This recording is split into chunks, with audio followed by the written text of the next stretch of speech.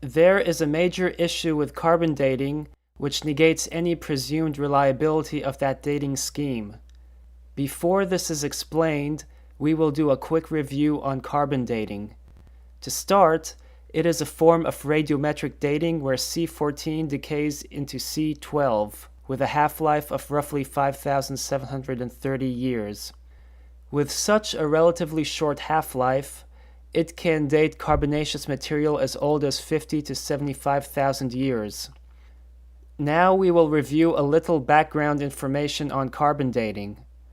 Carbon dating is possible because C14 is a radioisotope of carbon which over time decays into C12. It is formed when cosmic rays interact with nitrogen-14 in the atmosphere. The general concept is that when a cosmic ray interacts with a nitrogen-14 atom, it becomes transformed into a carbon-14 atom. Since carbon-14 is unstable, it quickly reverts back to nitrogen-14. Now keep in mind that nitrogen is a diatomic element, so it is usually found in the atmosphere as N2, but here it is kept simple since we are merely illustrating the concept. If C14 becomes part of a molecule, as in this case oxygen, before reverting back to N14, then it will remain as carbon. Given enough time, C14 will decay to C12. Continuing with some more background information, molecules containing C14 can become locked up inside a biological entity, such as a plant or animal. When the entity dies, it ceases to intake C14 from its environment. Eventually, the C14 containing molecules in the remains of the entity will decay into C12. By analyzing the ratio between C14 and C12 in the carbonaceous remains, one can calculate a presumed age of an organism when it died. This supposedly works because it is assumed that the ratio of C14 to C12 in the environment is a constant. There are things scientists have to consider when carbon dating. A sample of the remains of an organism taken to be tested must be free from contaminants which will alter the results. Environmental factors such as water leaching into a bone can bring in other organic material and contaminate any soft tissue left in the bone. A fire can also affect the reliability of a resultant date.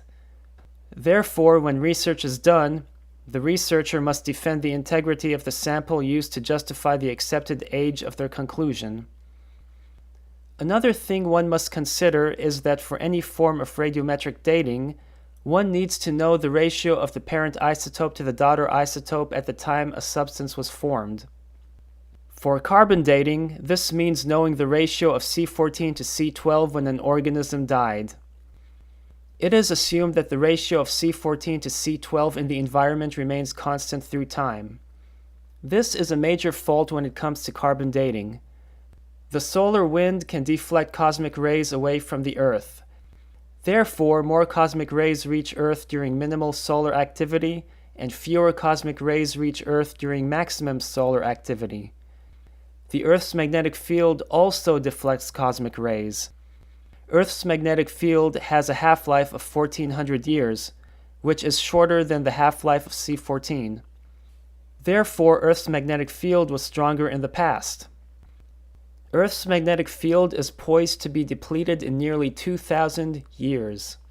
For those questioning magnetic field reversals, the concept of which has issues of its own, it would not affect carbon dating since these claimed reversals can occur at intervals greater than the 50 to 75,000 years for which carbon dating is considered viable.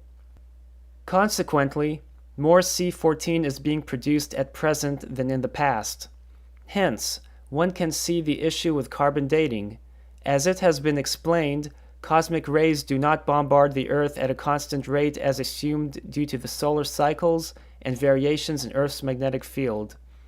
Therefore, the production of C14, and thus the C14 to C12 ratio, is a variable through time.